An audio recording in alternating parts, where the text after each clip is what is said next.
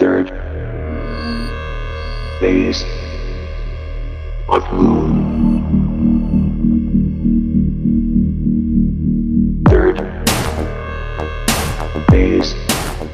Good afternoon, good evening, folks, wherever you may be. I'm your host, Dr. J. Andy Elias, and this is Third Phase of Moon Radio Live. We have an amazing show today for you. We have Dr. Jesse Marcel Jr., who was the last remaining witness who held the Roswell wreckage in his hand. He's also joined by us with Denise Marcel, his daughter, who's going to be leading the disclosure movement and was also present at the citizen hearing. Before we get that, we got Blake Cousins as well, who is the founder of Third Phase of Moon. Blake, how you doing today? Doing good, Dr. J. Andy Elias. I just wanted to tell everyone that Third Phase of Moon is going to be celebrating the 60 million views and the 90,000 subscribers. You guys are getting the word out, and I'm proud to be part of your team, and I want to thank you very much. And I know the folks out there who you're showing the footage to. Why don't you tell people what's coming soon to Third Phase of Moon before we jump into this? Well, certainly. Well, we just posted this past, 3 days. Incredible footage came in from Indonesia of what looks to be a flying saucer in the night sky, along with many other UFOs, all kinds of activity in the sky. The guy shot it in 2008. He decided he wanted to share it. Nobody's seen the video before, so he put it out on Third Phase of Moon. And it is an amazing video for that. All you out there, check it out. It's go to YouTube, Third Phase of Moon. Let's jump in right into this. Our guests, the main event, Roswell. For those of you who don't know much about UFOs, I guarantee you heard about Roswell. It is the household name and the number one word associated with UFO. Why? Because this was the one time that the military announced that they had a flying saucer in their hands before they retracted the statement the following day. Now, Major Jesse Marcel was the intelligence officer who was at the ranch checking out the debris field, the so-called famous debris field at the Foster Ranch, right when this incident happened after a couple of days when it crashed. On his way home, he stopped, woke up his wife and his 11-year-old son, who was Dr. Jesse Marcel, and showed him the debris. Dr. Marcel, can you tell us what it is that you saw when your father woke you up? Well, he came into my bedroom. It was late at night, and he was very excited about something. I didn't know what it was, but he had my mother and myself come into the kitchen to look at some strange material that was on the kitchen floor that he had already distributed out there. And again, he was very excited. He said, won't y'all take a close look at this? I think this is parts of I think he said flying saucer. And I wasn't quite sure what a flying saucer was at that moment, but I knew it meant something very strange. And he said, this is one of those flying saucers that's been in the papers lately about, invading the skies over our country here. And again, he was very excited. And he said, look at all this stuff. And there's some metal debris on the floor. There's some members like little I-beams and some black plastic debris. And he says, first thing I want you to do is look for any electronic components like vacuum tubes, resistors, or condensers, but there wasn't anything like that, but he wanted me to satisfy my own curiosity there. So he said, take a look at this and let me know what you think. And that's where it started. Dr. Marcel, this is Blake Cousins. I want to ask you this question. Did your dad explain to you what compelled him to put this piece of unknown metal in his possession and bring it home to show you guys? What was he thinking in that state? Did he want to get it out so he wasn't the only one that knew about this and kind of wanted to share it with the family? Was that kind of his way of thinking? Well, he wanted to share it with us because he knew this is something very strange and something that, like in his words, that we'd never see again.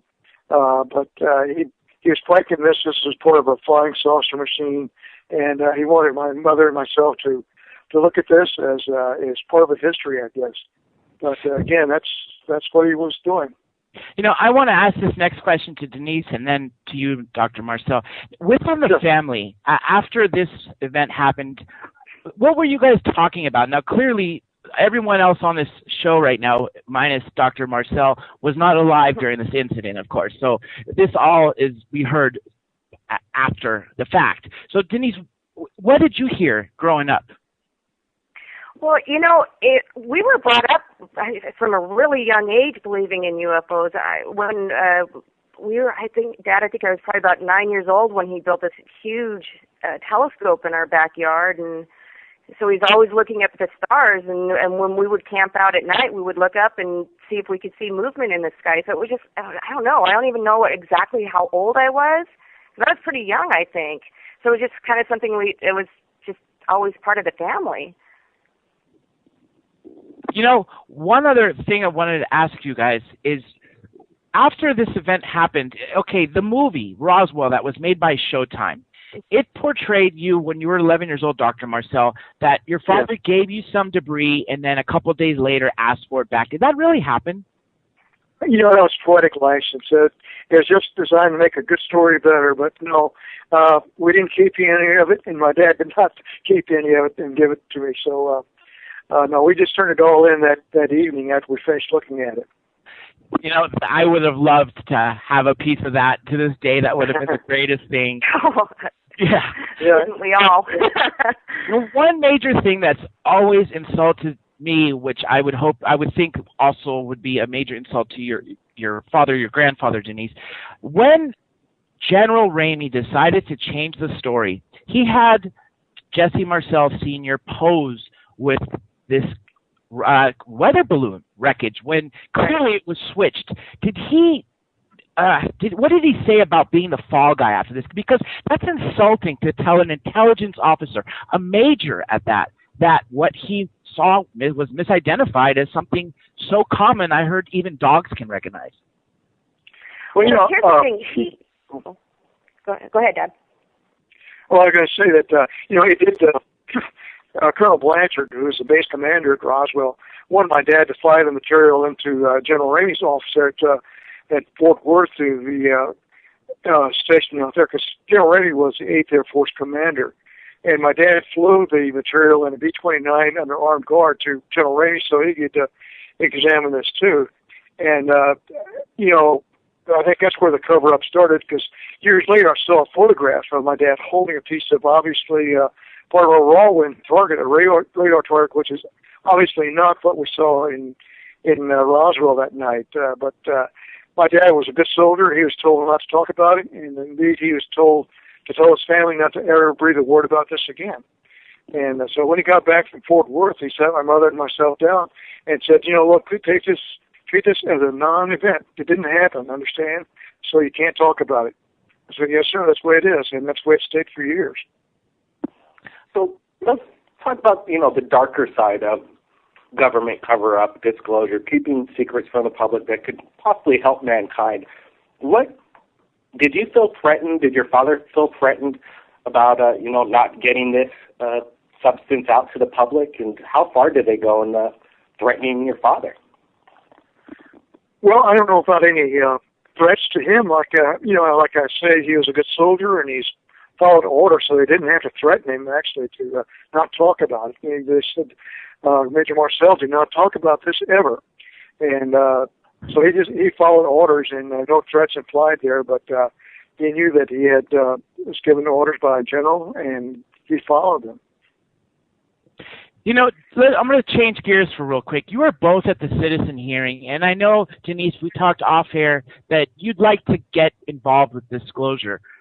After witnessing the six retired members of Congress, this congressman and senator, literally transform over those 5 days from skeptics to true believers, what do you think is next, and what would you like to do to get involved, Denise, to push this? Well, that's a hard question. I've been really thinking about that a lot and trying to figure out what actually can I do to help make a difference. I guess it's just doing shows like this and trying to spread the word out there and say something really incredible. I mean, for my father and my grandfather, happened. I mean, it was a real UFO came down, and so I just really want to try to help to get the movement going. I think what Stephen Bassett's doing is great. I mean, he's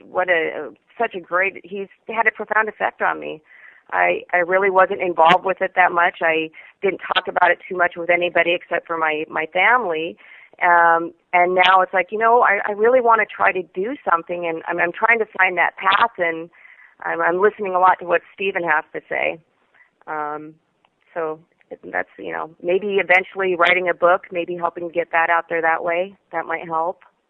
I think doing this, what they're trying to do with raising money to try to have a UN hearing would be an amazing thing to do. Third Phase of the Moon, we're the top UFO channel on YouTube, I think because of the transparency. We put out information that people want to hear. The mainstream media has done a very good job for turning this into like a circus, even though the top mind scientists, military men, politicians involved in ufology. What else do we need to get the world to finally wake up and turn the media around to follow these kind of stories and report some of these amazing UFO encounters that we receive all the time right here at Third Phase? Wow, that's a hard one. I don't know, Dad. What do you think? And what do you think would help get the media involved more? I think maybe if some famous people came out and said that they saw something. Even like this United States is really driven by Hollywood, so. What an amazing thing if maybe some famous actors or something came out. I mean, for goodness, they're making a lot of money on all this UFO stuff. It'd be nice if some of them could come out and maybe say some stuff if they've ever had any experiences. We actually had recently Russell Crowe talked about seeing something. We know for a fact that President Jimmy Carter and President Ronald Reagan reported UFO sightings. And Blink-182, one of the main guys, Tom DeLonge, turns out to be a big UFO researcher. I don't know if he's ever had any sighting or not, but he's definitely a believer and an advocate. This was actually news to me when I found that out. So some of them are coming out. Shirley MacLaine, another big example, yet it's still not having the effect. The sad thing is because of what the CIA has decided to do, and declassified documents show this, that they're either plausible deniability, just deny everything, or ridicule. And there are two ways of basically having disinformation. They take a truth and they surround it by lies, or they take a lie and surround it by truth. That way, one way or another, the story is tainted. And they've done a great job over the last 60-plus years to suppress this and basically make everybody, just like Blake said, look like a circus. And that's a shame. That's a real shame. And I still think that this Roswell legacy is going to be the biggest thing. When disclosure finally happens, they're always going to go back to Roswell, even though we've had these things. There was an alleged crash in 1896, Aurora, Texas. There was an alleged crash, as late as 8,000 years ago, possibly in China. Anywhere from 4,000 to 8,000 years, they estimate. And this isn't the first, but this is the first time that the military stepped up. Now, what I've noticed is, unless a police officer or a government official comes on television and says, hey, look, this is true, then we don't believe it. And that's the way our society has seemed to have gone. And that's a shame. Now, let's go back to Roswell. In 1978, Stanton Friedman uncovered this case by being in Louisiana, and turns out he was speaking to someone who ended up knowing about Jesse Marcel Sr. And Jesse, of course, he spoke. What compelled him to speak 30 years later? Well, I'm not sure. He was a very avid radio amateur, ham radio operator, and I guess they like to shoot the breeze about everything. So I suppose my dad was kind of reminiscing about some strange events there in Roswell, and so he relayed this to his buddy in Baton Rouge, who then relayed the same material to ideas to Stanton Friedman. And so that's how it got let out, I guess. And, of course, that was 30 years after the event, too. And my dad thought, well, why not start talking about it? It's been 30 years now, so people probably should really start to know about what happened. Knowing what you know now, Dr. Marcel, when your father brought home this material, would you have, like the movie did in Showtime, would you have actually taken it in your possession, hid it somewhere safe, and maybe, disclose it now? In hindsight, would you have kept some of the material? No, I don't think so, because had I done that, I certainly wouldn't have it now, because word would have gotten out. I told my dad about it, and they'd have come and gotten it. As a matter of fact, Bill Brazel, who was the rancher's son, kept a little piece of it in his saddlebags there on the ranch there, and word got out that he had a piece of it, and some very official people came and got it for him. You know, there was a recent FBI document that actually made the rounds in the 70s. Bruce Maccabee got it out through the Freedom of Information Act, but just recently it was revived through the FBI Vault. It's an online repository of released documents where it said that there were up to 3 discs and up to 3 bodies per disc. Did your father see any other of the crash fields, or did he ever talk about the alien bodies? You know, he never saw those. At least he denied ever seeing them. Because later my wife asked him point blank a few years ago, did you see the bodies? And he said no, but he knew people who did see them. So they, you know, what they did, they compartmentalized information. There was several sites there they're talking about. My dad was associated with the debris field where there was just parts of the flying saucer there, and the main body of the craft must have come down some distance away. And the bodies, if they were there, that's where they were found. But my dad was not associated with that part of the craft. When your father brought home the material, did it seem like a family event, like gather around, it's kind of Christmas Day, let's open up the presents? And if so, did it almost seem maybe proper enough? I'm not sure. Quite a long time ago, the cameras nowadays are a lot more readable. Did you have cameras in your home to take family photos, maybe take a picture of the metal itself? Oh, I'm sure we had cameras. My dad was an amateur photographer too, but unfortunately we did not take any pictures of it. So all I can do is just relate what I saw spread out on the kitchen floor with my dad kind of hovering over, just jumping up and down with excitement. You know, you recreated. Oh, go on. How the metal was made and the characteristics of the metal. Like they say that it's flattened out. You could crumple it up like tinfoil, and then it flatten out perfectly flat. Is this correct? And can you go into a little bit more detail on that? Sure. Well, you know, I didn't really witness that part of it. You know, because all I did was just hold it, and I didn't try to bend it or tear it or stress it or anything like that. But my dad later described. Guys in his office tried to bend a piece of it with a sledgehammer, and it wouldn't stay bent. In other words, you could deform it, but it would pop right back out again. So, but unfortunately, I did not see that. But my dad talked about that later. So I have no doubt that it really was like that. I was first exposed to this case in 1988, seeing that documentary, which included your father's testimony from Stan Friedman from 1978, and he talked about that this debris could not be burnt, it could not be smashed, and he talked about all these characteristics that you were saying. But one thing that you were able to contribute to the ufology world and the whole general public was your recreation of this I-beam. And there were these symbols that you described as looking like Egyptian hieroglyphics. Now, there have been several other cases that people say the same thing. They've seen weird-looking symbols on there. They're not quite Egyptian, but they are some sort of symbols. There was a famous case, I'm sure you know this because you were at the citizen hearing, the Bentwaters case. Well, Sergeant Jim Peniston, when he came home, he actually drew, or actually at the site itself of this object, he drew the symbols on there. Have you ever compared the symbols on the I-beam to anything else? Well, you know, they were familiar with some of the other drawings that people have made. You know, again, they were, you know, when I first saw that, they were written along the inner surface of this I-beam, like strut there.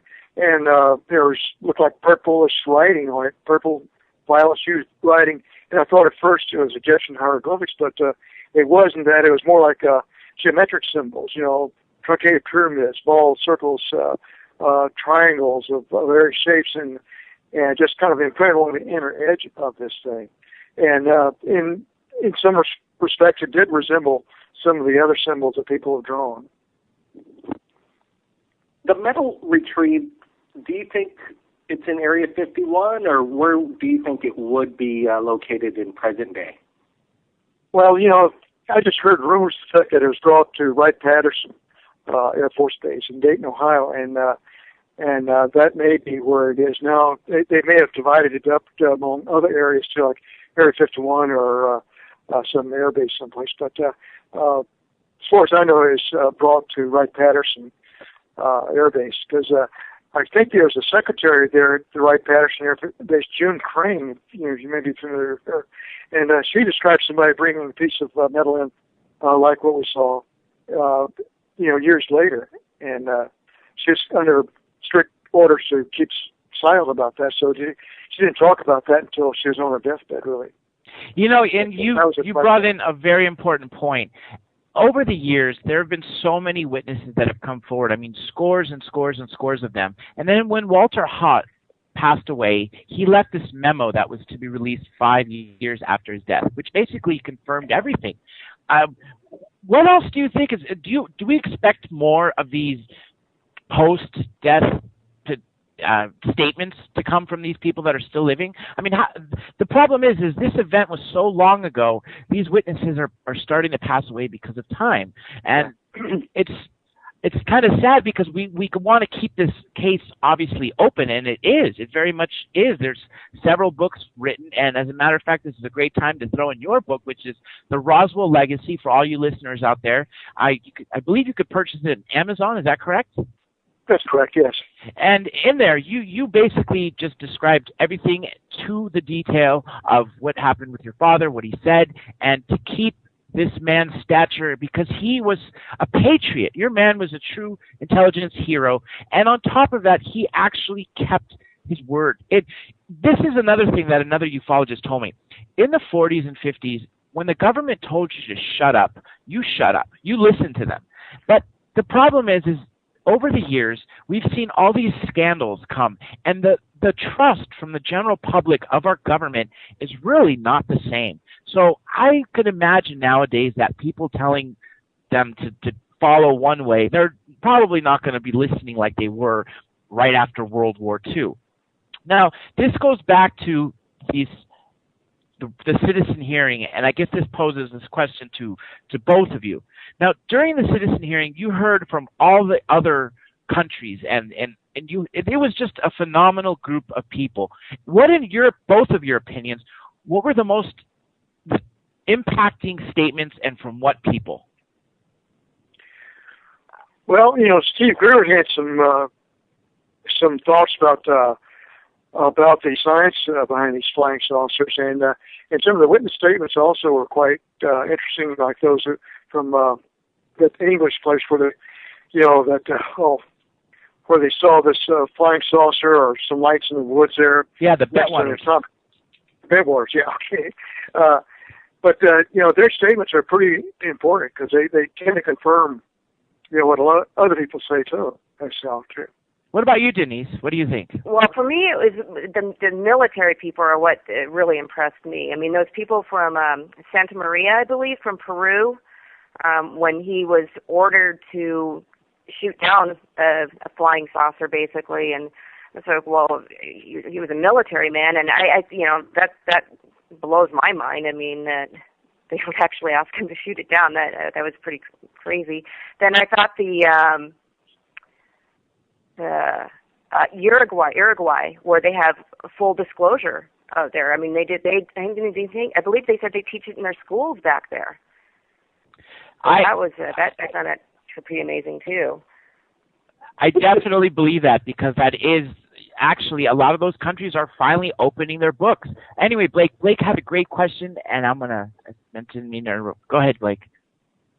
We at Third Phase Moon just released a documentary from a correspondent out of Seattle.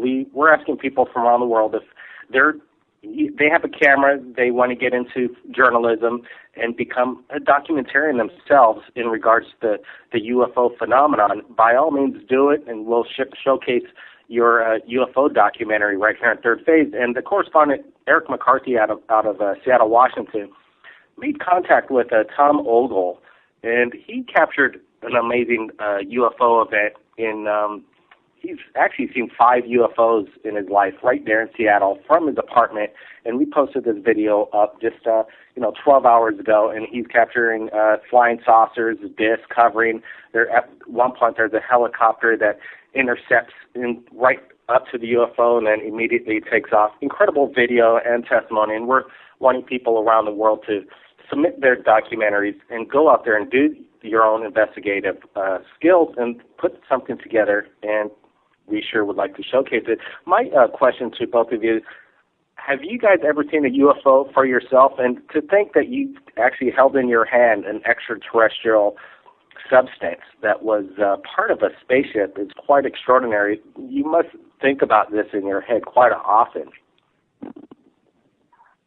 Well, I've seen some kind of strange things, but I'm not sure I've ever seen a genuine UFO. But they have, because if you look in the night sky, you can see all kinds of things. Like, for example, I was flying back from to Creek in Iraq to Balad, in a Black Hawk a couple of years ago, and you fly with the lights out, because you don't get shot down or somebody can see you. So we had just night vision goggles, and I saw this light floating over the desert, going up towards Turkey, and it was traveling real fast. I knew that, what kind of aircraft is that? Because it had actually a visible light, and no one was flying around with visible lights at that time. So, but this is just a light in the sky, and God only knows what it was. But that's the strangest thing I've ever seen. We're coming to a break in about a quick minute, but I'm going to ask this question, and we'll talk about it right after. It is my belief that nowadays things are no longer in the military hands. That way they don't have to answer to the general public. They don't have to live by the Constitution. If everything has been taken out of the military hands and placed into these private military contractors for research and development, then really they aren't answerable to us anymore. And that's a scary thought. I don't know how to get around that, but there still has to be some sort of military presence, I guess, at these things. And if you also remember, General Eisenhower, at his closing speech, what he said was he warned us about the military-industrial complex. Rather than bragging about what he did in his presidency like other presidents, I lowered the tax rate, I lowered the unemployment rate. He didn't do that. He warned us. My belief is that he was cut out of the private, I guess, MJ-12 or private programs that he set up. And near the end of his term, he was probably just cut out of his own thing. What do you think about this theory that it's in private hands? Briefly, real quick, as we go to a question, we'll be picking it right up after the music. Either one of you, go ahead. I'm sorry, I have to run a... Break. In 1991, I was in Washington, where I was contacted by somebody in the Capitol to come talk to him about the UFO, that I saw in Roswell. So I went up there and we talked in a secure room where there was no recording devices or cameras or anything like that. And I asked him, when are you guys going to turn this stuff loose? And he says, we don't have it. And he said it's in the hands of what he called the black government. These are people who are not elected. They have unlimited funds and answer only to each other. So I don't think the military has that much to do with it anymore. But it's in the hands of some clandestine, government agency. Denise, I think so too. Yeah, I completely, I 100% agree with that. I think it's when it comes to this kind of thing, there's probably a lot of money that wants to have that technology, and so they probably bought it or something. I think big corporations have got their hands into it. We haven't come to the break yet. They might have changed the break schedule, which might be all for the better. But at that matter, let's just keep going on with this. Let me ask you this, Dr. Marcel. You are a patriot, and you served in the military, and you are a true American hero for your service, and we honor you that. I just got to say one thing, though. Did you have any disdain for the military for what they did to your father? No, actually not, because he kept things close to his chest, so he didn't really talk about it that much, and I know he stayed in the military several more years after that, and he got out to go take care of his mother in Louisiana. But again, it didn't seem to affect him that much. But again, he was like I said, a soldier who just followed orders and didn't really question them, as far as I know. Maybe in his own mind he did, but openly he did not do that. Growing up, I'm sure, Denise, you saw this probably since you were taught. Dr. Marcel, they've probably come and interviewed. There have been several researchers ever since 1978 that have written books and that have made trips to Roswell even after you've left to Montana. What year was that, by the way, if you don't mind me asking? Oh, we moved here in '71.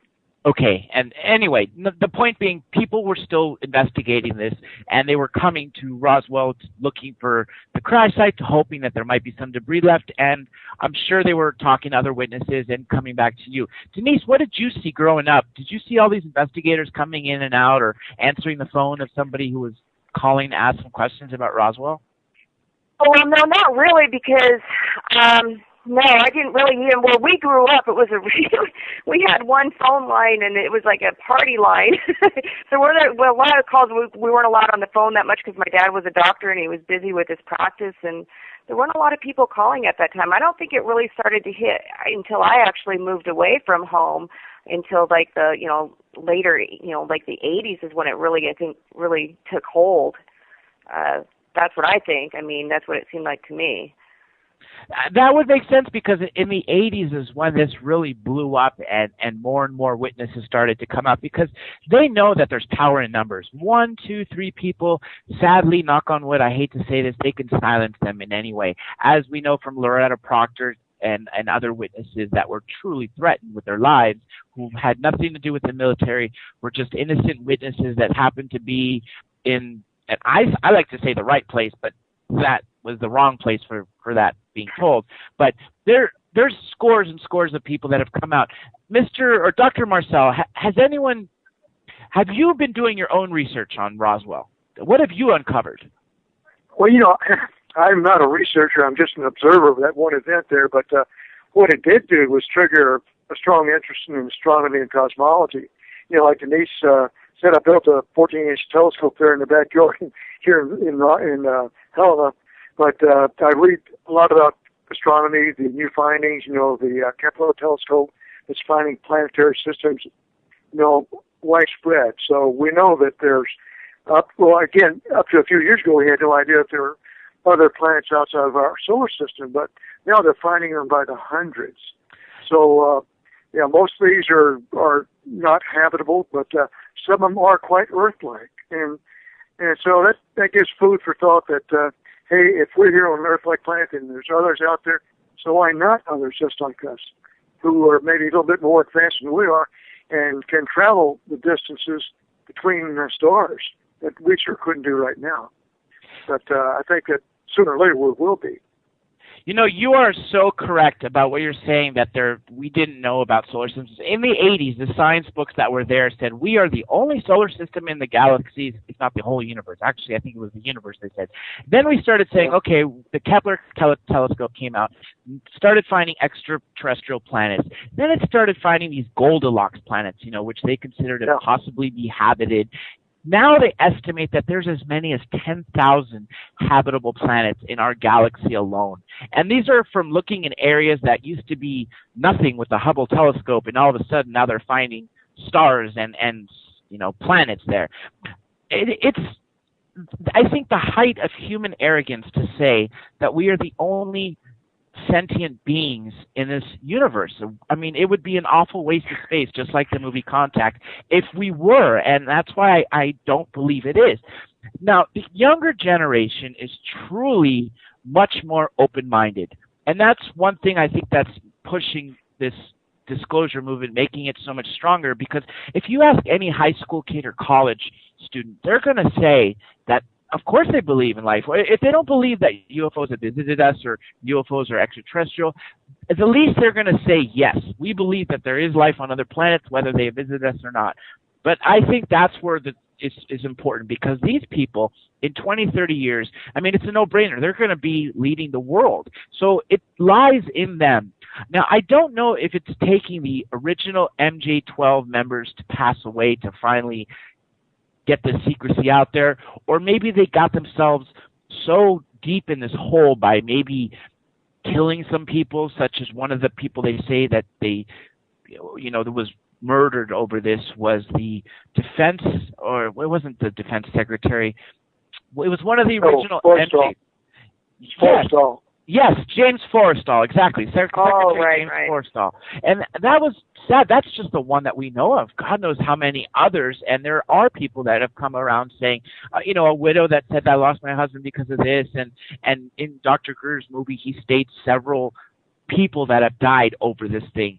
And it's really sad. I think it's time that news comes out. And just as John Podesta said, we can handle it. The people can handle it.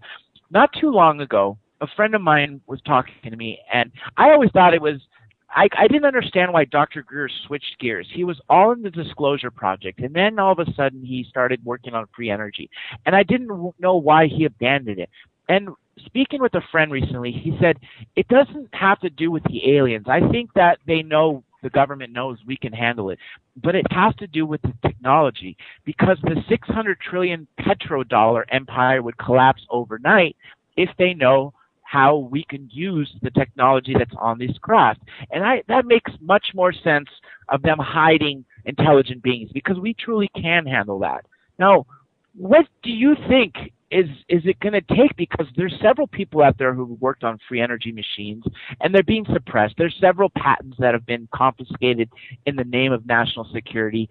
I mean, it's just a mess. It truly is a mess. Now, I wanted to know what your thoughts are on that. Well, I'm just wondering if the military doesn't have a big hand in it, if those corporations have that a lot of that material that they're trying to use it to create their own thing, and they don't want to share that. I think that's a good possibility. What about you, Dr. Marcel? It's really hard to get that out of there. Yeah. Well, again, my thought is the military really doesn't have that much to do with it, but I think that there's a lot of research going on, a lot of reverse engineering, which is trying to find, bigger and better ways to fly airplanes and things like that. But but the technology is there, and it's just a matter of us reverse engineering it. And it may be very difficult to do that, because it'd be almost like giving Leonardo da Vinci a digital wristwatch and tell him to repeat it, to build one like it. And he couldn't do it because he didn't have the technology to do that. So we may have to advance further along the stream here to have the technology to be able to really reverse engineer to find out what kind of systems they use to travel interplanetary distances. You hit the nail on the head. Actually, a famous researcher also said something very similar. If we gave Christopher Columbus a car or anything, grab a computer and said, here, you have an unlimited budget, go ahead and build it, there's no way he would have done it. I mean, he couldn't have done it because the technology hadn't progressed. Now, maybe in 1947, we weren't quite at the peak, but as you can see, I mean, if you said 20 years ago that you could stand on one corner of the planet and speak to somebody on the other corner of the planet, and while you're at it, take a photograph and maybe even see a video phone. I mean, if you said the smartphones would exist 20 years ago, everyone would have laughed. And now look at it. Everyone's traveling with a pocket computer, and we can do amazing things with this. Now, if this is what civilians are using, can you imagine what the military is using? Oh yeah, it's you just can't imagine what what research is developing now. I was in the military for about 35 years and got familiar with a lot of the technology, but boy, there's a lot under the covers that no one else knows about, and it's almost frightening to what our capabilities are now, military wise. Are you familiar with Colonel Corser, and have you read his book, The Day After Roswell? Yeah, Corso. Yeah, I didn't read it, but my wife Linda did, and he talks about reverse engineering and says that a lot of commonplace materials now, like transistors, and where it came from reverse engineering. And I don't really say no, but I guess I'm a little bit of a skeptic that way. But who knows? I don't discount anything. What about you, Denise? Have you read his book, or have you read any other UFO-related books?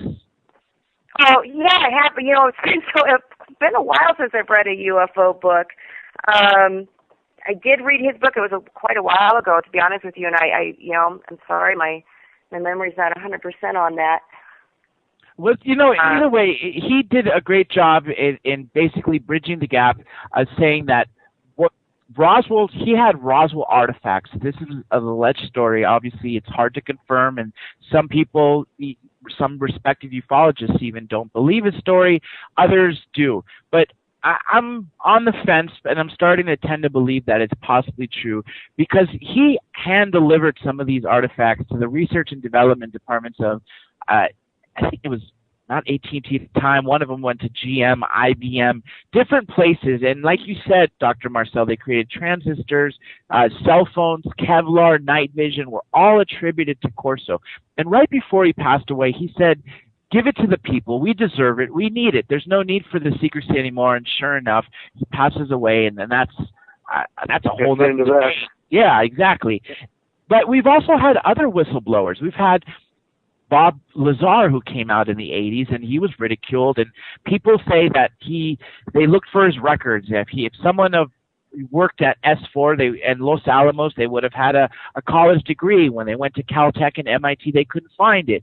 They say they graduated the list of his class in high school and all these different things. Well, George Knapp, an investigative reporter in Las Vegas, found a phone book from Los Alamos that had Bob Lazar listed, not in the janitor section either, in one of the labs. Now, obviously, if he's a government scientist in the laboratory in the phone book, clearly this man is capable of working at the job that he said he held. And he was very detailed of what he said. He said there was 9 hangars and 9, I think there was 2 empty. 7 of them contained different crafts. One was tilted up on its side. One was damaged. One looked very sleek-like. Another looked like a top hat. And then this kind of went, stayed a little quiet. It would pop up here and there. Recently, we've had Dr. Dan Burrish, who's come out, another whistleblower, and he confirmed Bob Lazar's story. So we're getting more and more of these people actually confirming this rather than doing the opposite and discrediting their story. And I hope people listening out there, if any of you have been involved in this military or this CIA cover-up, or you have something to tell, give it to the people. We deserve it. We can handle it. And I don't know what else it's going to take. Thank God for this alternative media, because if it wasn't for the ability of YouTube, we wouldn't be able to broadcast the footage that is not going on CNN. Surely what we're receiving at Third Phase of Moon on a daily basis is not shown on any of the news, and that's sad. So I think in one way they have a double-edged sword. The government likes the fact that we have technology and everything is electronic because we can get shut down with an electromagnetic pulse. No one can run to their ATM. What are you going to do at that point? But on the other hand, you got Skype. You can do anything you want. You got YouTube. And I think these advancements may have been in place. Stephen Bassett even said they may have done this on purpose so they can kind of help us push for the disclosure, because if it's not going to happen by the government, it's going to take the people to happen. Well, I think as time goes on, there'll be more and more people coming out with us. So, back to, I guess, Roswell. When you guys, growing up after this incident happened, did you talk of what it might be? Maybe if it was an alien, maybe it was a time traveler, or maybe it was an interdimensional device. What did you think about it? For me, well, I always thought this was probably interplanetary. It came from another solar system. And, you talk about time travel, theoretically, it may be possible. I know Mitch Okaku, a scientist, had a program about time travel the other day, but it seems like you can go into the future, but you can't go into the past with the time travel that we know about, at least the possibility of it. And with quantum entanglement of particles, which tend to defy the time sequence there. But, I don't know. They may be interdimensional, like, there's supposed to be other universes in other dimensions, like the multiverse type thing. But I guess I'm old enough now. I'm not really into that, but I kind of think that they're from our own galaxy or even other galaxies. I agree, and they also say that the grays, especially the possibly the ones that were bodies at the Roswell crash, actually come from Zeta Reticuli. That's, what some sources said. Again, how do we confirm this? I want to go back to what we just said about Michio Kaku. I saw that very same program, and truthfully, I never believed in time travel. I just thought it was a complete fantasy. And despite being believing in UFOs, I just couldn't grasp the fact that it's possible. I just don't see it happening. So when I saw that program, it opened up my mind a little bit and said, okay, fine, maybe we can go into the future, but okay, it's never going to happen. And then I started looking at the history, and you can clearly see, cave paintings from 30,000 years ago, even older, that are showing these objects in the sky. Then you see Renaissance paintings of the Virgin Mary or Jesus on the cross, right, with saucers in the background. Well, if Michio Kaku says once we build a time machine, we can only go from forward, or we can go back to the day the machine was built. Some people suggest that these beings have left these devices on Earth for eons. Anywhere from hundreds of thousands of years, millions of years if they've been visiting us that long, or 10,000 years, whatever it may be. So maybe it is possible. But nonetheless, I'm still on the fence about that. Let me go to Dr. Hynek real quick. Were you following him in Project Blue Book throughout the years? Who, me? Actually, no, I was not even familiar with that at that time, Project Blue Book. Dr. Hynek, obviously, he started out as the chief debunker for the U.S. Air Force. He was hired to do that, and he made some of the worst explanations, the famous swamp gas. Swamp gas. Yeah. But at the end, he became the biggest advocate for UFOs, and I thought that was one of the greatest things, because it just shows that their own person, their own inside man that was supposed to destroy this ufology in general, ended up being this biggest advocate. But he said that he believes these things might be interdimensional because they seem to jump from place to place. And he made a very interesting statement that's always stuck in my mind. If they were visiting from light years away, wouldn't they hang around for a while? But then again, that goes to the other theory that they've been hanging around for a while. They're just watching us grow before they interact with us. Yeah, they've been around for thousands of years. But even cavemen art depicts some very suspicious looking craft in the sky, and that, like you say, that Renaissance painting with the Virgin Mary and child, having an obvious UFO in the sky. There was a dog even looking at it. So they've been around for a long time. Well, look at what was it like in Pumapunka. The rock, how they carved out those rocks. It's like perfect 90-degree angles and stuff, from thousands of years ago. We barely have the technology to do it as good as they did 1,000 years ago. You're absolutely correct there, and not just Pumapunku. On every continent except Antarctica, even in Antarctica, there seems to be some speculation that under the glacier there seems to be some anomalous activity, but I can't really confirm that. But I do know, like you said, Pumapunka, there are places in South America, there are places in Europe, there are places in Africa that just defy the ability that we can't recreate things. Japan, not too long ago, tried to build a pyramid using the same, alleged way, and they were building it 1/3 the scale or maybe even smaller, and they couldn't do it. What does that show right there? That we did it over 3,000 years ago or 2,000 years ago, but we can't do it now. That's a scary thought. And every religion, even the Bible, Christianity, people read it more literally and less, what's the word I'm trying to look for? More of like a history book, kind of? Yeah, if they looked at it less symbolically and more literally, there are so many references to beings coming down from the heavens. And when they spoke of the heavens, they meant, the sky, anything coming up. If you were to see an alien or a craft land and something come out and then that thing fly, and you were an artist, and because the literary rate at the time was not very high, so not many people can read and write, and of course there was no printing press and all this during the time of Jesus, but nonetheless, what better way to depict to everybody else that this being flies than add wings? So it's my opinion that maybe these angel sightings were not really beings with wings, but maybe the artist was trying to portray that these sort of beings were coming down and had the ability of flight. What do you think about that? Well, I think it's certainly possible because, how they describe these Ezekiel's wheels or these flaming spears or seals, flying seals, and they describe these things in their own terms, not in ours. So, I think they're seeing the same things that we're seeing, except we describe it in a different way because we're a little, we have more heads up on that than they did. We can catch it on film.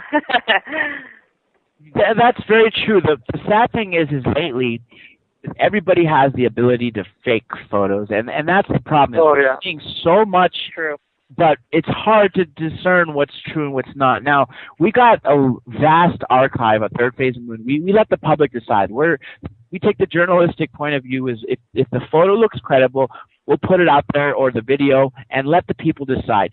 Many times, the witness actually comes forward, and you can clearly tell in the Skype interviews that we conduct with them, they're all on Third Phase of the Moon, the passion behind these people and what you're seeing in the video. And there's many cases in there that I think are just truly undeniable. I mean, unless these are award-winning actors in disguise, I don't think you can really fake the kind of emotion they're showing. So just like you said, everyone's got a camcorder in their pocket virtually nowadays, and they can capture these things. But go on. I was going to say that some UFO photographs go back over 100 years, and that's before they could do these computer enhancements and things like that.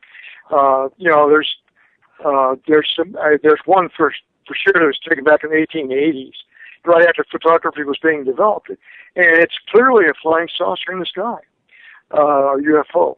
And in the 50s there was a lot of pictures, like 1957 and 58 off the coast of Brazil. There's an IGY boatload of scientists out there taking pictures of clearly very strange-looking craft, and that was before a computer would enhance it. So even McMinnville, there's photographs, taken in the 50s that before computers that clearly show something very strange.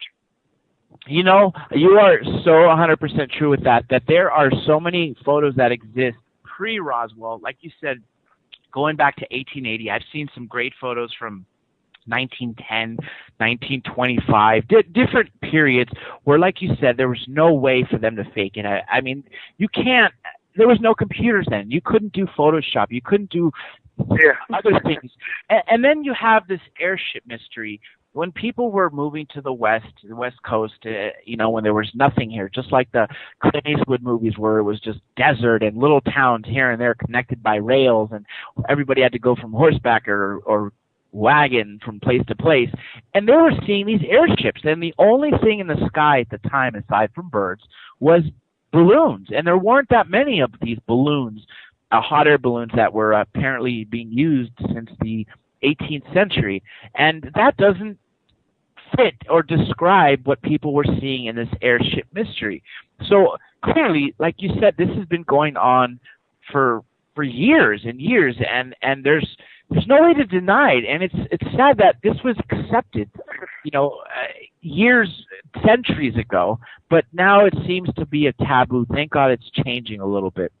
Now, wasn't there like that Battle of L.A. or something like that too, where they, like in the 40s or something, that they thought that, they shut L.A. down practically. Yes, actually, we just had Jose Escamilla a couple weeks ago, and he is producing a movie, The Battle of L.A., and the trailer's out. It's really amazing. What happened there was, I think it was 1942, and as you know, we just were bombed at Pearl Harbor, so everyone was on edge. And there's a photo on the cover of LA Times which shows our spotlights shining in on this object. We shot over 1,400 rounds of anti-aircraft ammunition, and this thing wouldn't go down or go away. It was just staying in there. And the sad thing is the response, or the military response to this of afterwards, was, it was wartime jitters. We were shooting at nothing. And then this photograph is out. So then they say, well, okay, we can't say we were shooting at nothing, so let's say we're shooting at a balloon. Are you telling me that 1,400 rounds were We're coming to break. We're going up and not taking this down. Everybody stay tuned. We're having an amazing show. As you can tell, we're talking with the original Roswell witness right here at Third Phase of Moon Radio. Stay tuned. We'll be right back after this message. That's right, folks. We are back. Third Phase of Moon Radio live. We are researchers on a mission on the quest for the truth. We have been speaking to Dr. Jesse Marcel Jr., who was the last remaining Roswell witness who actually held the wreckage in his hand and is speaking about it, and his daughter, Denise Marcel, who's going to be leading the disclosure movement and was present at the citizen hearing and knows so much about this case and this whole topic as a whole. We have so much more to talk about. But during the break, we actually had a caller 808. What's your name and where are you calling from? Well, this is Blake Cousins. I know we do have another coming in, but yep, I'm here back again, and definitely been listening to the Marcel conversation. Absolutely fascinated. I know there's people listening right now that want to call in and ask the question, so we're just waiting for the switchboards to light up here. As far as getting disclosure, I think, like you were saying earlier, Dr. J. Andy Elias, is that the people are going to do it. And I think that's what sets Third Phase of Moon apart, because we're out there talking with the people. Actually, MUFON's dropped the ball in regards to taking reports and doing a serious investigation on it. We get the complaints all the time that you're the only people that listen to us. Third Phase of Moon, if it wasn't for you, nobody would hear the story, even want to listen. And that's what I think we take pride on that. We want to get people's word.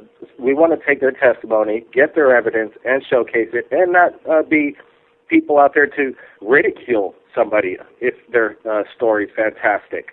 Third Phase of Moon has a lot of, colorful language sometimes in regards to the subject matter. And I think that's a good indicator in itself that we're doing something right, because when people don't know something, they usually tend to get angry about it and, get scared, and that's a problem people have. But if you open up your mind, and that's what we ask the people, is open up your mind, take a look at it, be subjective, and, come away with what you believe in, and then leave your comments. And that's what we're trying to do on Third Phase of Moon.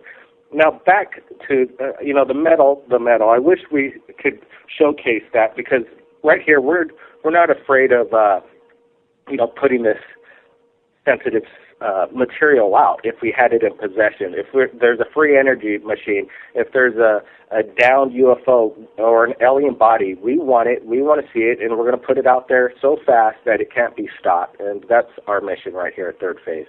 What do you think about that, Dr. Jandy Elias, on the mission and a follow-up on a question? We absolutely are pushing it out there, Blake. And like I was saying before when you got disconnected, we're doing a great job of putting out what everyone else is not showing. CNN, Fox News, all that, they're not doing their job. And if it wasn't for venues like YouTube and the Internet, there would be no this open exchange of ideas. Now, as I was saying, we had a caller, and it turned out to be you, but we actually do have that caller back. Caller 808, what's your name and where are you calling from? This is Desmond. I'm calling from Hawaii. Excellent, Desmond. Do you have a question for one of our guests or hosts? Well, my name's Desmond Wayne. I have actually a couple comments for, is that Jesse Marcel Jr.'s daughter? What's her name? Denise Marcel. Denise. She was mentioning that she'd like to get in the information to disclosure, and I was wondering if she ever heard of Wayne Herschel's star maps that he discovered. No, I don't know anything about that. I think it might be a good thing for you to possibly get yourself familiar with. Can I plug his website? Sure. It's thehiddenrecords.com. You guys should really check that out because, as a ufologist for 20 years, I never got to hold in my hands parts of a UFO, so I really longed for some kind of proof, and I didn't really feel that I got it until I saw this guy's star maps, because when you realize that all these ancient cities are, the pyramids laid out to resemble the same 11 stars, then you go back to Sidonia and you look at the so-called anomalies and they're laid out to the same 11 stars. What are the odds of that happening by coincidence. So I would say that's good information. Another question I'd like to ask you, Denise, is obviously the fact that your father held these parts, you're much more personally connected, so you know that your father is no liar. And how has that affected your ability to research, knowing that somewhere there is a red herring, as opposed to someone who might not know? Well, here's the thing. I mean, I don't even really know how to answer that question. Can you repeat that for me? Well, it's kind of like now that I've seen the star maps, I have much more ambition in my research because I know I'm not wasting my time now. Right. So I guess my question would have been, has that given you a lot more ambition, the fact that this is your father and you know that he's telling you the truth? Oh, absolutely, 100%. I don't think I would be, as interested in this subject as I am without that happening to my father like that. And I mean, I don't know if a lot of people may not know this, but I did do a hypnosis session with my father in 1997 with a person named Dr. Neil Hibbler. And, when he retold the story and when he used it in hypnosis, it just even solidified it more for me. Not that I wasn't ever solidified before that, but it's just like, he really did see something. There was really something that happened there. And it's about time that we find out what that is. I mean, it's too long now. My father's dedicated his life to the military. I think he deserves to know the truth. I agree. Did he, was he able to remember more details when you just had the hypnotic session? No, it pretty much remained the same. I mean, that was also, I mean, I think he could see things like, I remember he could see like the wallpaper, like the print on the wallpaper, and he remembered seeing his dad really clearly at that moment too, which was really just, it was, in his face is just the emotional reaction. It was just amazing, and it's like, so I mean, I know he experienced something completely amazing. You mentioned the print on the wallpaper. Dr. Marcel, can you go in? Tell us about that. Well, I don't remember the wallpaper. I just remember the debris itself at this point, and the fact it was on a tile floor in our kitchen. About an 8 by 10 foot square tile floor, and I could visualize the kitchen itself, and my dad, my mother, of course, being there too. So. But all I do is just close my eyes, and I can just see it just like it was yesterday. Now, they say that this debris was really light. Were there large chunks that you picked up and felt like they weighed like a feather? Well, I only saw a very small part of the whole thing. What my dad had done was to pick up representative portions of this and put it in some boxes in the back of our 1942 Buick at that time. And I guess most of the debris was carried by a CIC agent back to Roswell, to the air base, and in a carryall. So he probably had more of it. So, but I saw, the metal debris, which was very light, very flimsy actually, and but it's really flimsy, but it was more substantial than say the aluminum wrap that we have today. But it was like feathers. And just like your father, Jesse Marcel Sr., said that this cannot be bashed up, this cannot be burnt. I mean, that's right there is that makes sense why they would want to hide it. First of all, as Stan Friedman says, when this came out, what are you going to tell the people? By the way, there's other beings that live out there. They come and go into our skies that we can't control them using these exotic technologies. I mean, yes, that would have been a little foolish at the time. But now, with all our technology, I think it's time that we can address this. We can actually deal with the fact that they have this better technology because our technology's gotten better.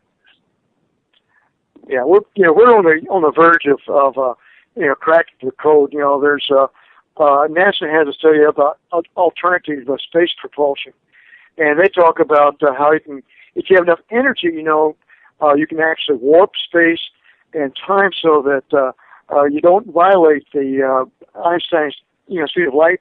Now, their space can travel infinitely fast, although if you're in that space traveling faster than the speed of light, you're not violating Einstein's law of speed of light. That's so true. Actually, recently we had John Searle, who was the godfather of free energy, and just like Nikola Tesla, he was given dreams, and over his life he built 3 devices that were actually powering for free energy. He had this incident where in England, where he lives, they took him to jail alleging that he didn't pay the electric bill of theft. But really, it wasn't theft because all he did was use his energy device to power his home, and he wasn't stealing from the electric company. So it was a terrible shame. Then he went to jail, came out. Sure enough, his devices were confiscated, and we're really hoping that someone up there will step up to this challenge and take the knowledge that he has and go on with it, either build another machine or fund this next one. Real quick, I just want to give the call-in number for out there for all the listeners. You've got questions for these amazing guests. I mean, this is a once-in-a-lifetime chance. We urge you to, if you got any questions about Roswell that you want to ask the man himself, call in, area code 347-474-7228. The show extension is 818. Once again, it's 347-474-7228. Show extension 818. And without further ado, Blake Cousins, I know he had a burning question to ask. And Blake, go ahead and take it. Well, the metal always fascinates me, and I want to get back to the moment that your father brought it home and what his state of mind was. And let's go into detail. Were you sleeping at that moment? Were you guys awake? Was it during dinner time? Can you go into detail what he was explaining, like kind of verbatim what he's saying? Okay, son, this is metal from a flying saucer, etc. Go ahead, Dr. Marcel. Yeah, sure. It was, of course, during summertime, and I was enjoyed playing with, riding a bicycle with my friends and all that. So, I was late. I had been asleep for several hours before he came in, and I do remember that he was so excited that he couldn't, he had to show what he found out there. And when I first saw this, I thought, why is he waking me up in the middle of the night just to see this bunch of trash on the floor there, and just scrap metal on the floor? But his excitement caught on, and I realized then that this is something that's very unique. And again, that's the reason I remember it, because it made a very strong impression on me. Did he say to you, son, like, we are not alone in this universe, and this came from extraterrestrials from another planet? Did he kind of state it that way? Well, he said, I recall, I think he said this is parts of a flying saucer, and with all the momentum of that. I wasn't, again, I wasn't really following the headlines of all these spacecraft or these craft in the skies, but I soon, got the idea that this may be something really extraterrestrial, and a flying saucer, the connotation was that this came from someplace else, and his excitement just kind of drilled it into me. John, do we still have Wayne from Hawaii on the line? I'm sure. I believe that was just him. Yeah. Wayne, you got a question? Am I on with you guys? Yeah, you are. You're on live Revolution Radio. I wanted to know if Jesse Marcel was familiar with David Rudiak's reading the General Remy memo in '99. Yeah, as it turned out, in General Remy's office, Ward Bon Johnson, who was a photographer for the Fort Worth Star-Telegram, was called in to take pictures. And General Remy happened to have a memo in his hand as Bon Johnson was taking the picture. And, of course, he must have had a very good sharp focus on his camera, because later you could take that same photograph and computer enhance the memo that Remy had. And the memo, described victims of the wreck and things like that could not have been associated with a balloon. So that pretty well cinched it right there.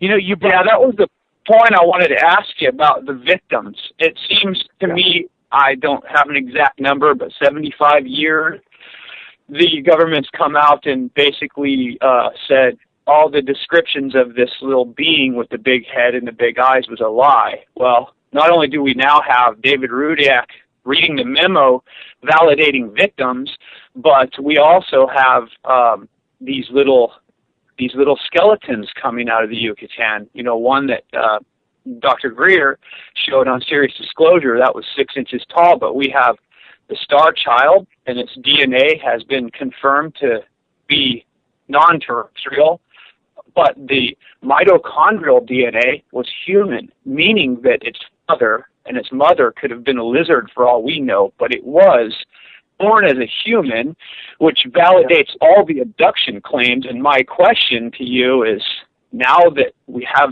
skeletons in DNA, shouldn't this kind of lend a lot more credibility to the original reports from people like your father? Oh, sure. It's gradually coming out. It's the information is just dripping out slowly but surely, and it'll soon reach, well, hopefully soon reach critical mass, where people will say, "Aha, we knew this all along, and look, here's the proof." So hopefully it'll happen before I die. But if it doesn't, I still know what it was. So I just like to be able to tell people I told you so. I just want to take the opportunity to say thank you very much for what you've done, Jesse. Well, thank you very much. I appreciate that. Yeah. You know, what you guys were talking about with Rudiak, I think that's the most ironic thing. That, was it General Ramey? Was that who held the paper? General Ramey used your father as the fall guy, switching the debris with the weather balloon that was clearly identifiable, even though with these radar reflectors, I'm sure an intelligence officer, a major at that, knows exactly what they look like. Nonetheless, he sadly had to be the fall guy for General Ramsey. But nonetheless, Ramey's might be the actual person who can eat his own words, because as you've been saying lately, with the technology, we've been able to find more and more words on there, and words like wreckage, bodies, victims, craft, all of that has been found, and I'm hoping that we can one day really get to it where the whole note in his hand when he's sitting there posing with your father can be finally read. I'm really waiting for that day. That would be great if that's what finally, blows this open. The cover of the Roswell Daily Record would end up being the disclosure document itself. How great would that be? Well, amazing.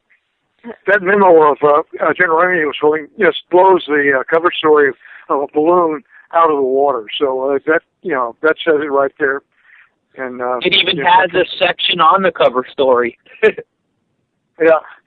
So, but I saw my dad holding that wreckage, that balloon target, radar target, and the look on his face kind of said it all. Says, "You got to be kidding me! This is not what I brought here." But he went along with the story. Jesse, is that Thomas Dubus in the other press release photo holding it too, or standing by it? Yeah, Dubus is in there too. I'm not sure which one he is, but he's in there also. That's what I thought.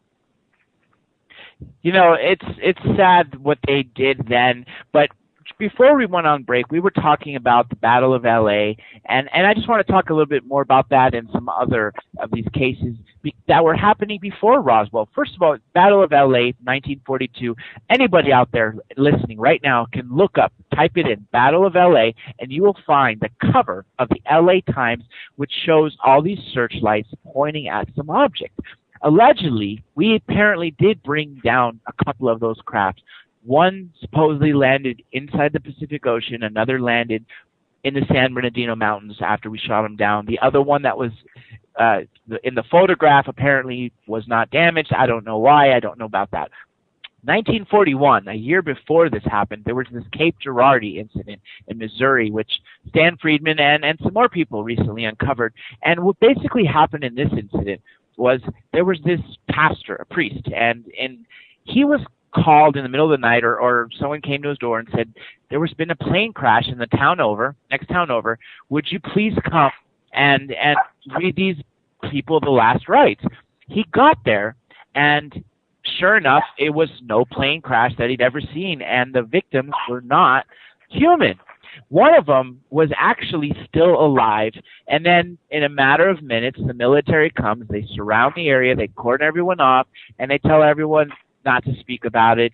Apparently, there was even a photograph taken of this being held up with a military guard on each side. He was told not to talk about it, and apparently that photograph was confiscated. Some fake ones have come since, but nonetheless, we can never confirm what was real, what was not. But we do know that this story has been corroborated by more than one person now, and that was 1941. Then we know of the Mexico crash in the 70s, which they call the Mexico Roswell. It's actually been shown on the History Channel. There was another one in Peru in 96, 97, like you heard at the citizen hearing, which was shot down. In the Disclosure Project, Dr. Greer in the early 2000s, late 90s, and in 2001 when he held it at the National Press Club, had one of the witnesses who was a Marine who actually went to the craft after it was shot down and saw that this orange ooze was kind of oozing out of it. I thought it was just really strange. So this Roswell was not the only crash and retrieval. I wanted to ask both of you this. What other crashes do you know of other than what I mentioned? Crash and retrievals. I know that there's, just what I've been reading, just like only know what I read in the papers, but I think in Russia they had some crash retrievals going on too, and this, like I was going to say, this is not just the United States, but this is worldwide. So it's not just here. So other countries have the same debris, and they're all kind of, sequestering this stuff, I guess. And about Russia, you are so true. Stalin, after Roswell, was apparently really jealous. His intelligence confirmed that we had retrieved something exotic. He ordered his pilots, just like we did, to shoot them down at all costs. Apparently in, I think it was early 51, maybe it was the late 40s, I'm not sure, but it was right around there.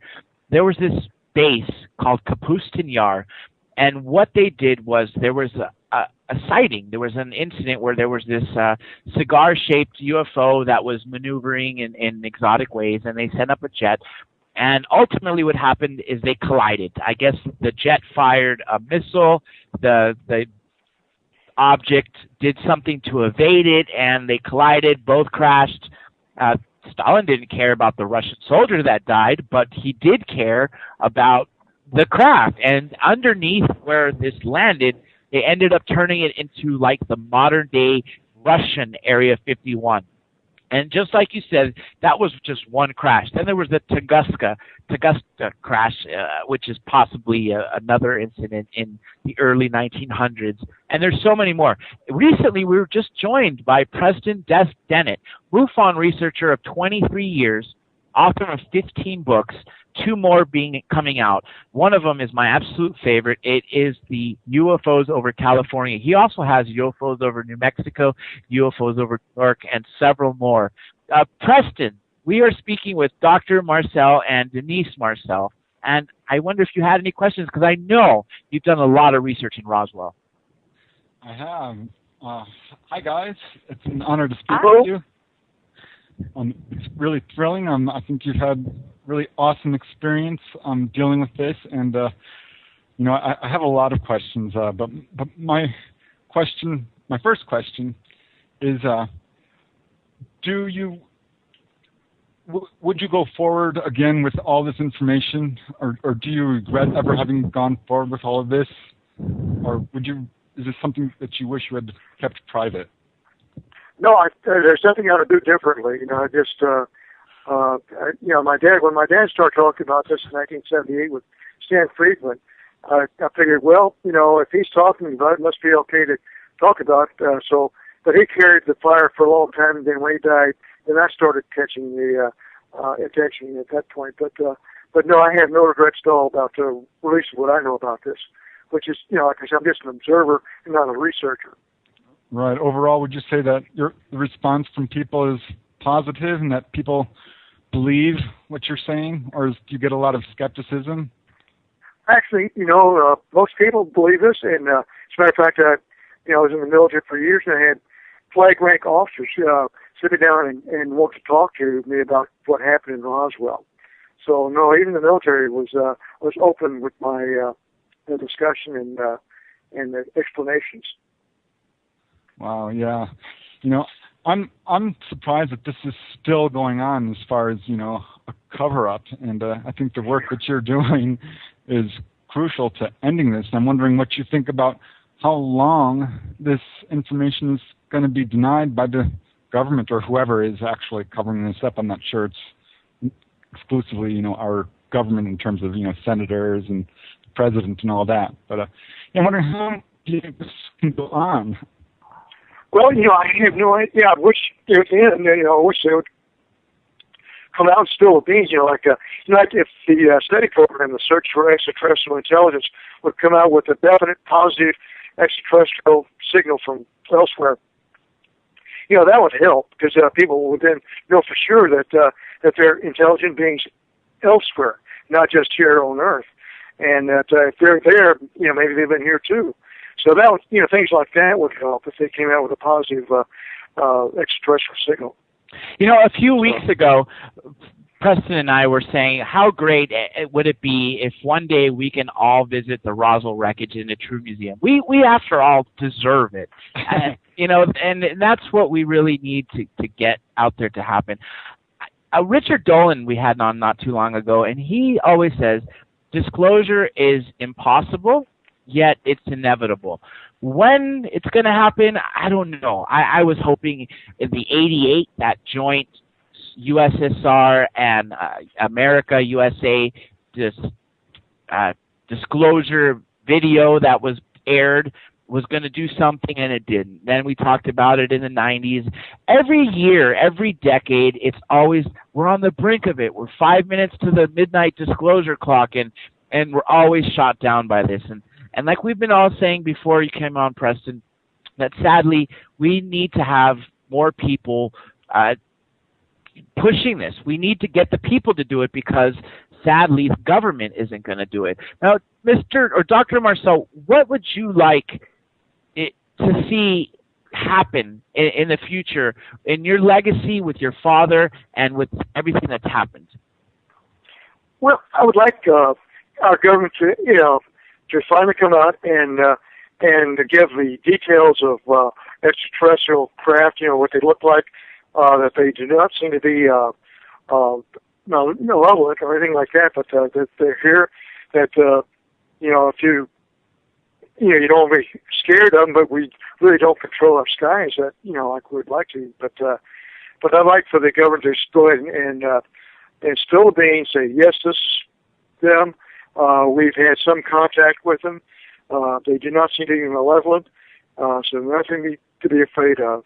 As a matter of fact, the Vatican released a statement saying that it would not interfere with your religious beliefs if you believe in extraterrestrials too. So the Vatican is in on this also. And as a matter of fact, they may know more about this than most people do.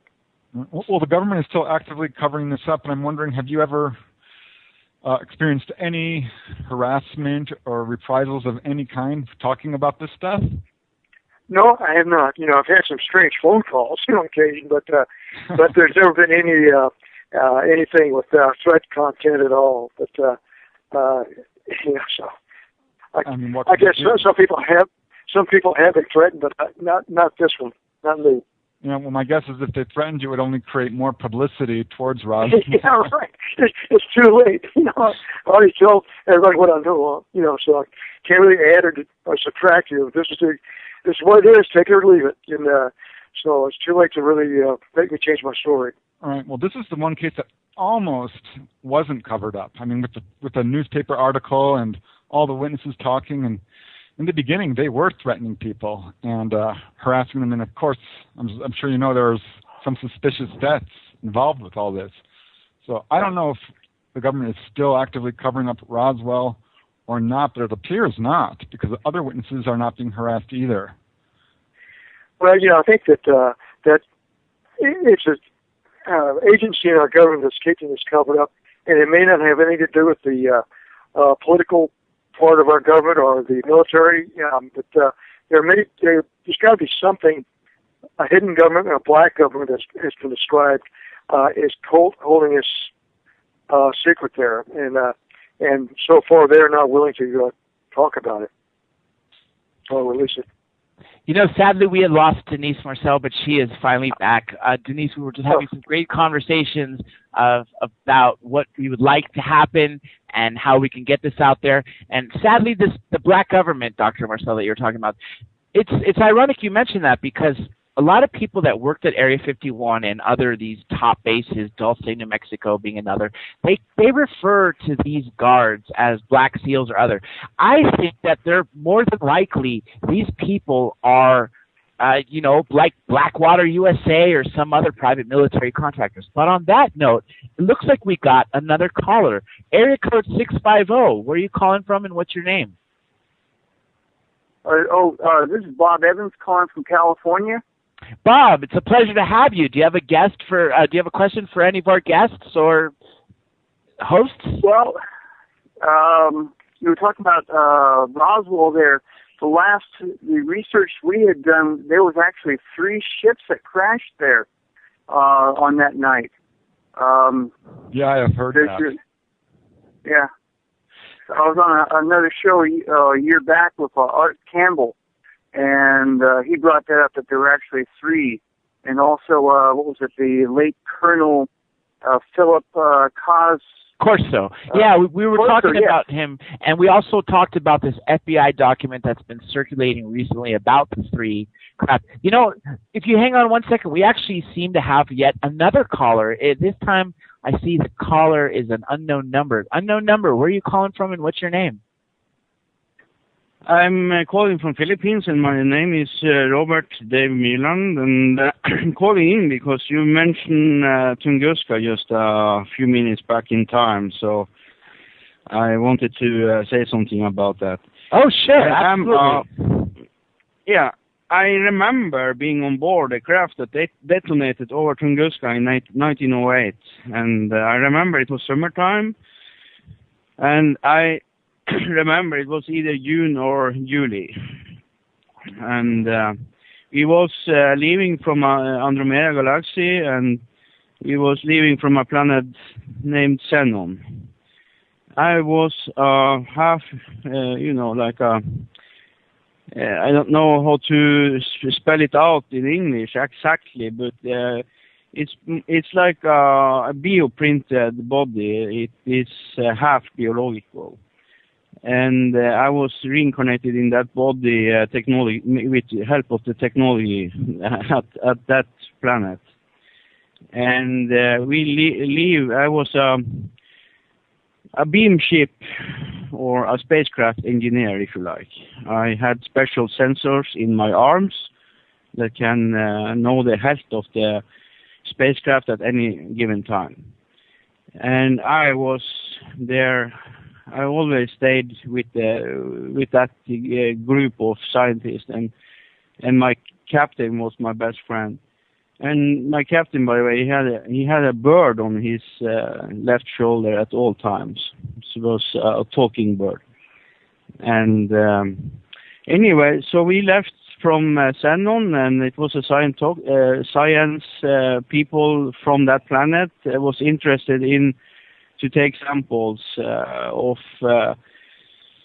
some seeds or some plants, or I do not exactly know the purpose of that. But there was some science people that wanted to go to this planet at the time and take some samples, DNA samples.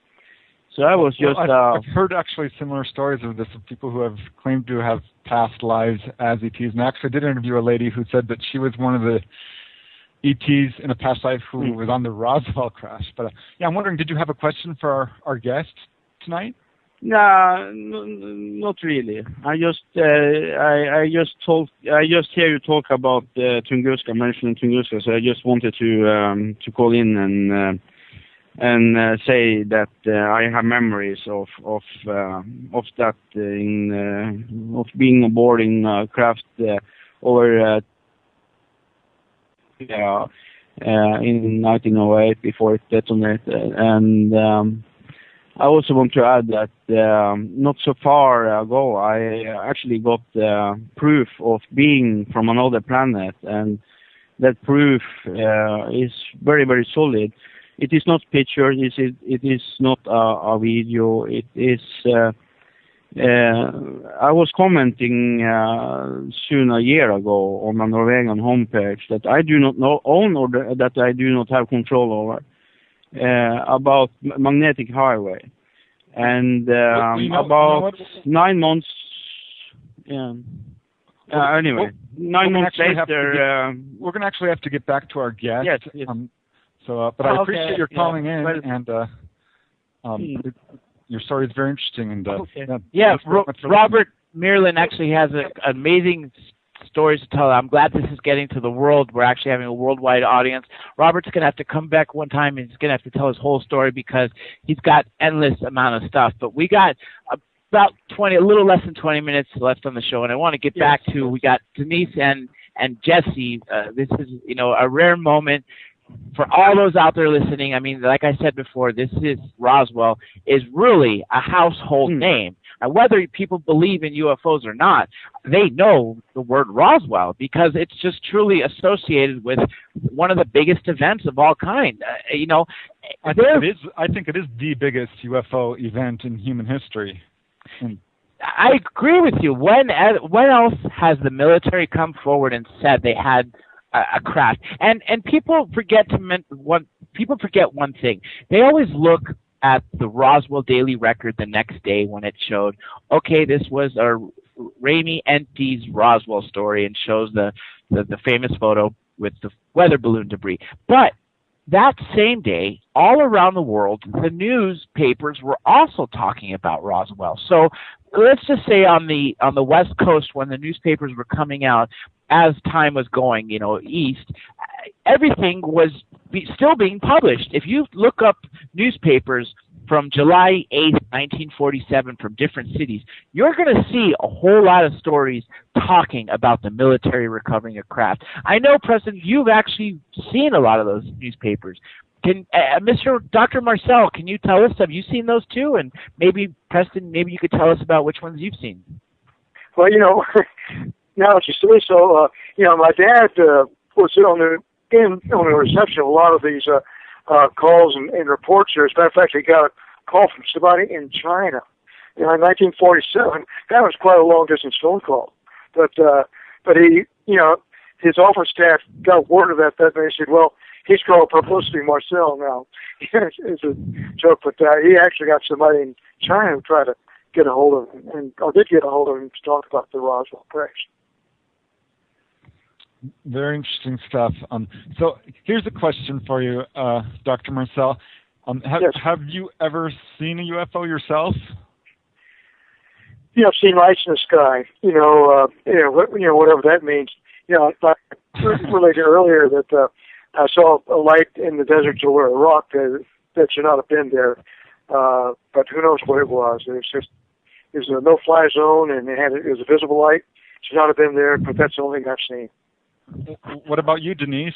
Have you ever had a UFO experience other than? I when I was little, when we would go camping it was literally our backyard, I saw something. I mean, it was really far up in the sky, and because I know that we would look up there all the time and try to is that a satellite that we're looking at? What are we looking at right now? Because I mean, it was the Montana sky. It was just so big and vast. I swear I saw something. It was, so long ago, but it looked like something that was, it just did the movements that it did. It kind of zigzagged, and I'm like, well, that was just kind of odd. Well, you kind of grew up knowing this stuff is real. I mean, considering your unique situation, I mean, is that true? Have always been a reality with you. It's always been a reality with me. I've never questioned it. I mean, it just is. We're not alone. That I know for sure. We're not. Right. So, in my own family, being a UFO researcher, still some of my family members don't believe in it and look at me with kind of embarrassment. And I'm wondering, have you ever been embarrassed by being involved with this field, or have you ever, you know what I mean? I can clear a room real quick if I. No, absolutely. Absolutely, I've definitely felt uncomfortable. It's because you like you wonder how people are going to perceive you. It's like they're going to think like, well, she's kind of out there, or it's like, well, it makes sense. I mean, sometimes it is hard, but for the most part, in this day and age, it's a lot more open. I mean, people are more accepting of. They're more willing to listen. I think, right. which is yes, they are. You know, the irony about this is there's this circus that's like we all talked about last hour, how this ridicule goes on about this topic. But if you ask people, I just generally ask people, believers or non-believers, hey, have you ever seen a UFO? And you'd be surprised how many people say yes. Well, yeah, they'll say, as a matter of fact, a couple of years ago I was camping and I saw this. Or I was driving to this state and I saw this. And there's so many stories, but yet these people, out of fear of ridicule, are not reporting them or not talking about them. And we're truly hoping we could change that. And I think the times are finally coming to where we can change that. Denise, you know this we go to this media group by Stephen Bassett, who's led the disclosure hearings, the citizen hearing, and we were talking about last night about what's becoming the times and what else we can do to finally push this out there. But Senator Gravel, his closing statement that he said off the panel after the hearing in a video that's available on YouTube, he truly believes that extraterrestrials are there. He said no doubt about it that extraterrestrials are real and that there's a cover-up. I mean, to convince him in a matter of 5 days, when he came in as probably the biggest skeptic of the group, versus the way he was at the end, just goes to show that if anybody actually pays attention to the evidence, it's there. It's always in front of them. But as Stan Friedman always says, they always have the attitude of, don't bother me with the facts, my mind is made up. And that's the sad part about it. But nonetheless, yeah, we're finally in that stage, though, where people are starting to open up a little more and tell stories that they didn't want to tell. And I know, Jesse Marcel, Dr. Marcel, you have done a great service to this, and so has your father, by telling the story and by keeping it alive, especially in your book, which I'm going to plug in again right now, Roswell Legacy, available at all major, outlets such as Amazon.com. I believe Barnes & Noble. You could also get it there. I've seen it before. Do you plan on writing any more, by the way? No, I think that's it. That was I shot my block, and that was it. But I just wanted to mention that. Denise is going to get to the next one. Yeah. Yeah. I wanted to let people know we're going to be in Roswell, so he's going to be signing books there too. Oh, fantastic! That's right. It's the anniversary coming up in a couple of weeks, as a matter of fact. Yeah. Yes. What did you think of the movie Roswell? I wasn't, I thought it was actually pretty good in that it portrayed sort of the feeling of the whole incident well, but it was mostly, about your father. So I'm wondering, what is your thoughts on the movie Roswell? Well, Paul Davis did a good job on it, and he used poetic license to make it more interesting than it would have to be. But he talked about how I kept a piece of it and I had to give it back, but I didn't. I didn't do that. Didn't keep any of it. And they also had a Air Force reunion of the 509th someplace, and I don't think that reunion ever happened. But anyway, there's poetic license there, but it just made a good story better. Hey, and if you don't blink, you might see me, too. I'm in there as the waitress. Oh, yeah, that's right. But don't blink. That's right. She's in there, too. But, it's talking about, I think the giggle factor of this thing is beginning to finally fade away. So people feel more comfortable in talking about things like this. We recently re-released a documentary, The Alien Human Project. It's available for free for all those out there who are listening. It's on Third Phase of Moon YouTube. It's a great documentary documenting Dr. Lear's work. And I wanted to ask you, Denise and Dr. Marcel, are you familiar with Dr. Lear's work, and what's your take on alien abduction? Well, yeah, I know Dr. Lear quite well, and I've seen some of the artifacts that he's retrieved, and I have to say that some of them are very interesting, and I think they need to do, and I think they're conducting some isotopic research on some of these to see if they contain strange isotopes of metals or material that probably are foreign to our solar system. I know Roger Lear quite well. Yeah, he is a great friend of Third Phase of Moon and a personal friend of mine, and we always talk about this stuff. And each year, as technology gets better for us, just like you said, he's able to look more and more into these things. And one of the recent things that he found was that these are emitting a radio frequency that's consistent with deep space, which means somewhere in deep space something is receiving a signal. I mean, if this isn't the smoking gun, what is? Yeah, what if it's the new quantum entanglement signal? It's there, Well, have you heard about that? No, actually, I've not been familiar with that one. It's a new signal they found that when they take this proton or something of an atom and they flip it over, it doesn't matter if the other one that's quantumly entangled to it is on the other side of the universe. Quantum entanglement. Yes, I'm familiar with that. And even in the Big Bang, when it first happened, every particle in the Big Bang or soon-to-be particle is entangled. So that means we're related to everything in the universe. In other words, we're all kind of one in the universe itself. Because quantum entanglement, transmits information faster than the speed of light. That's right, and you're hitting a nail right on the head right there. Everything is, this oneness movement is actually starting to grow bigger, and one of the things Dr. Greer mentioned is that things can actually travel at the speed of thought, and there's this consciousness that everyone's linked up to, and that's why there's certain memories that can be transferred down through just by DNA. And I think the more that comes out from this is amazing.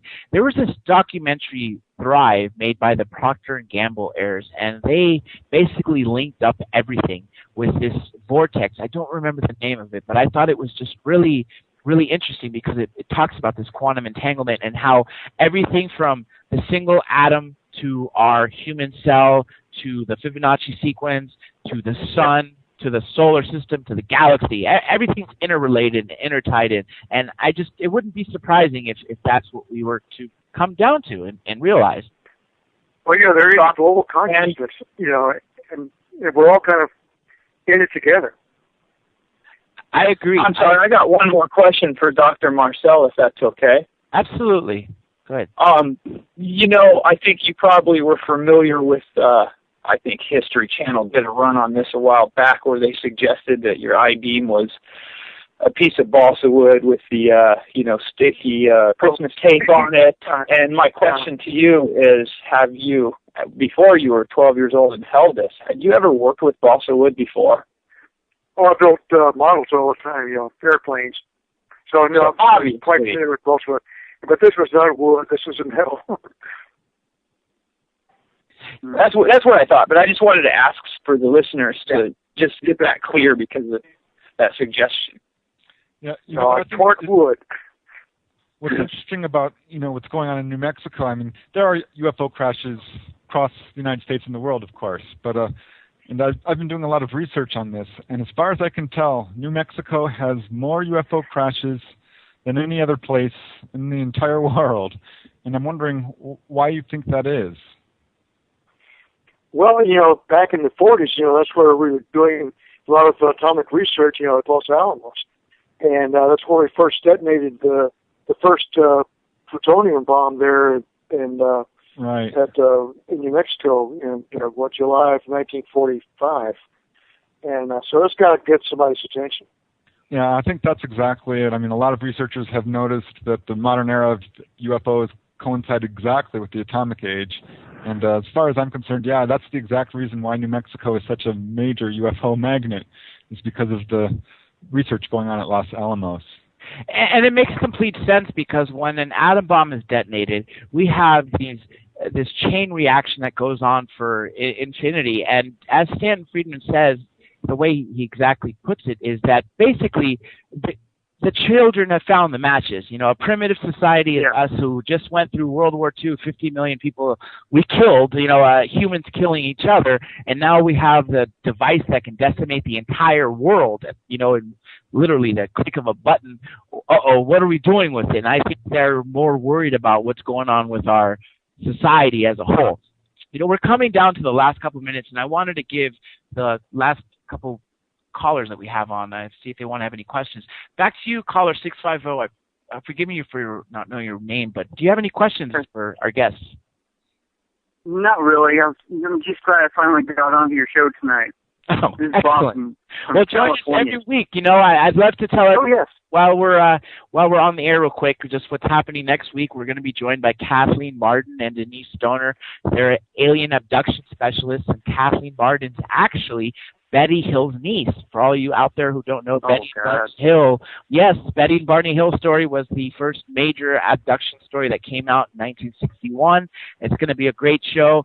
Month of July is going to be just as great of a month. You know, Stan Friedman's going to be joining us. We're going to have, who else? There's so many more. Carrie Cassidy, William Henry, and John Searle, the Godfather of Energy, is going to be back. But that's real quick again. Also, if anybody's captured anything amazing, make sure you submit it to Third Phase of Moon via Skype or Facebook.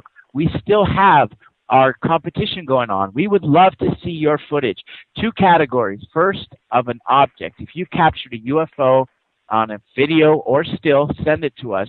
And if you captured a being, an alien, a ghost, an interdimensional, whatever it is, an anomalous being on film, we'd love to see it. And the winners are going to get an autographed copy of one of Preston's books, your choice. He's got 15 amazing UFOs over New Mexico. Would be very fitting for this show, but I'd like just to let everyone out there know that. Now, like I said, we got a couple minutes left, and I know Blake, sadly, as a matter of fact, Blake is just calling back in, and we got only a couple minutes left. And Blake, I know you had some burning questions right before you got disconnected. Now you're back on. Do you want to go ahead and ask before we go off in a couple minutes?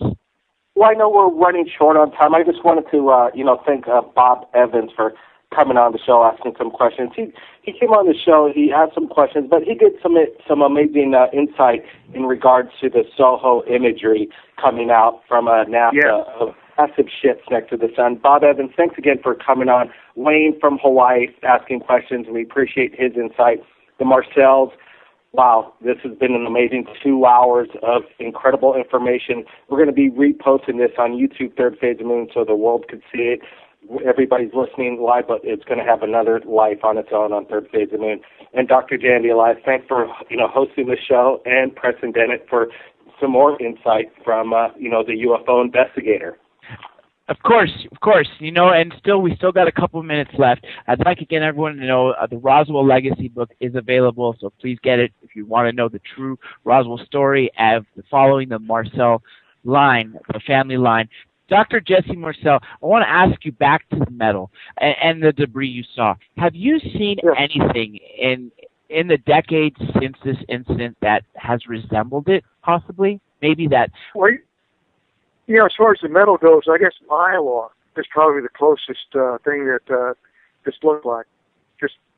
Of course, we didn't have mylar back in 1947 either, but mylar would be the closest thing, and I've never seen anything that resembled the little I-beams, though. Except for the other people that are actually recognizing the symbols, which I think is great because all this does is confirm the story.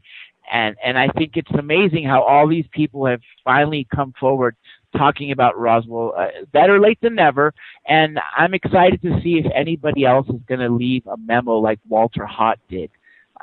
Anything else before we go off air? Denise, you want to say anything else? If anybody knows something, come out and tell it to everybody. Let us know.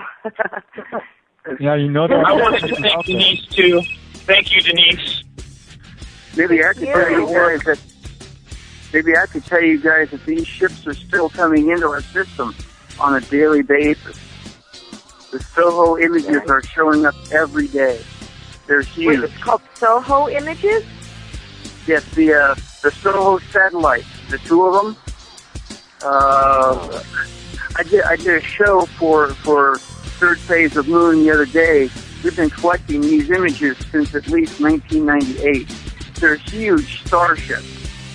And a lot of the images show them coming right out of warp, just on our side of the sun. It looks like we are finally out of time. I'd like to thank Dr. Genesee Marcel and Denise Marcel for joining us right here at Third Phase of Moon Radio Live. Everybody out there, watch Third Phase of Moon on YouTube. Join us again next week, Thursdays, 5 to 7 Pacific Standard Time, 8 to 10 p.m. Eastern Standard Time, and we'll see you next time.